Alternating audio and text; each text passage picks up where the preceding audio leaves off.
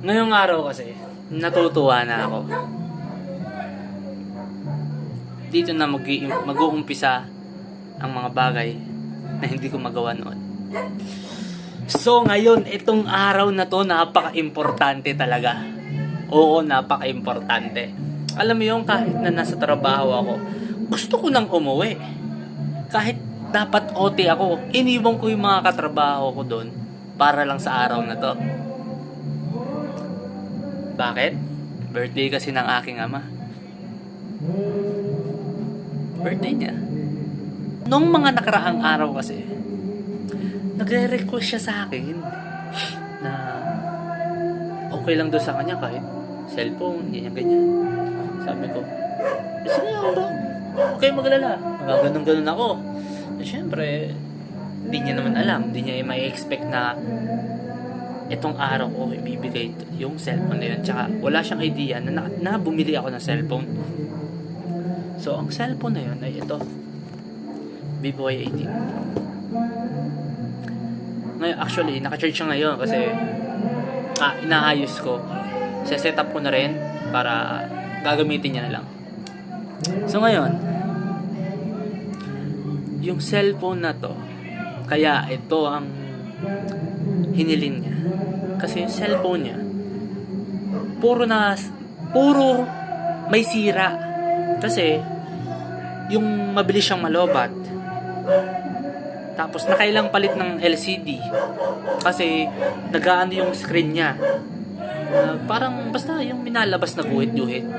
Ngayon, yung problema niya naman niya sa cellphone, ay nagdo-no service yung kanyang network connection. So, yun na rin ang isang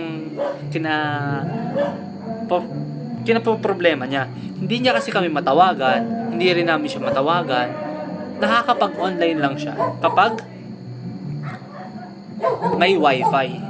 Pero yung wifi connection niya, hindi rin makadetect ng maayos. So, kailangan niya talagang mismo lumapit doon sa pinaka-router ng wifi para mas malakas yung connection. Diba? Sobrang hirap na nang ginagamit niyang cellphone. Sobrang hirap nang gamitin yung ginagamit niyang cellphone. Kaya ngayong araw na to, ibibigay natin tong cellphone na to sa kanya. So, ngayon, hinihintay lang natin ang tamang tiyempo para iabot to sa kanya. So, ito. Panoorin niyo na lang. Dapat magmahala. Hindi. Si Kuya Jeff, si Kuya Ken.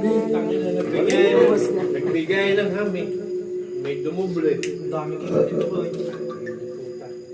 Yung bata mo para Happy birthday to you! Happy birthday! Happy birthday! Happy birthday to you! Birthday to you! Ay, tama na. Magkulang. Oh, wish! Konsi! Pwede kitang direct. Pwede kitang tayo, wish! Pare! Ay pa siya. Oy, siya mga malungan. Pare! Para, kayo. Happy birthday! Happy birthday po.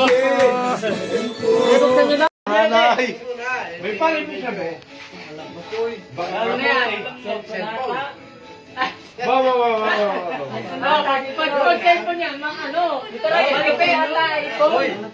Uy! Malapit siya pag cellphone. iPhone ata. iPhone niya. Sige. Tignan! Pera!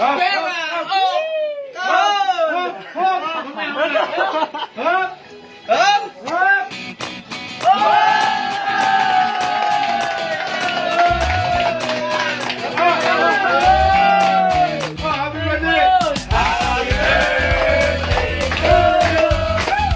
Happy birthday to you! Happy birthday! Happy birthday! Happy birthday to you! Ba't wala mo? Ang sarap! Sino? Ang sarap na may mga anak na nagmamahal. Hindi na marinig sa beses na tropa. Lagi na ko na hindi na nakikita. Wala akong information ng kanya. Hindi na nakikita. Hindi pa nakikita. Hindi pa nakikita. O, buksan mo na! Happy birthday to Pakaset mo yan! Happy birthday to you. Happy birthday to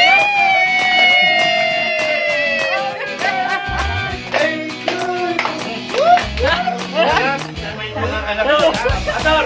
Kasi may nakakawalan ako para magkalupa. Oy, masasabi mo! Hoy! Oy! Pare! Maraming salamat. Ano, kailangan? Oh.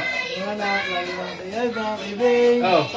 sa suporta sa akin at suporta ko naman sa kanila ay hindi magbabago. Nakarikit ka. Pare! Oh, isang pa. Happy birthday to you. Happy birthday to you. So, yun na nga, no? Yun na yung mga nangyari nung mga nakaraang gabi. So,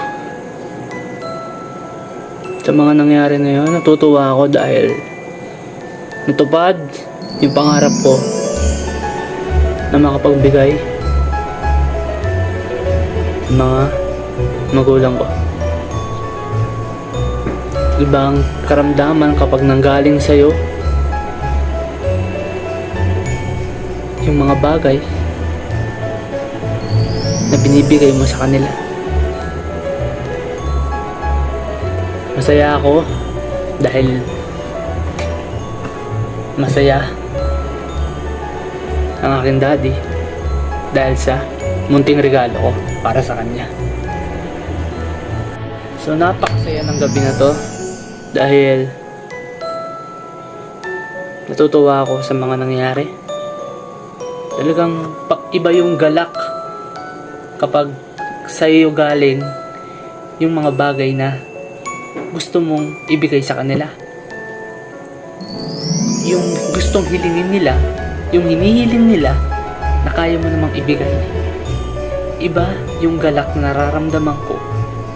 Iba yung galak na nararamdaman natin kapag mula sa atin nanggagaling yung mga bagay na ibinibigay natin sa kanila. Mas lalo't kaarawan pa. Kaya maraming salamat din sa mga dumalo sa birthday party ng aking daddy.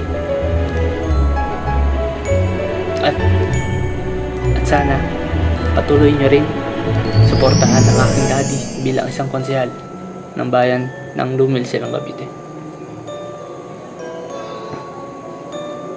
Hanggang sa muli, paalam.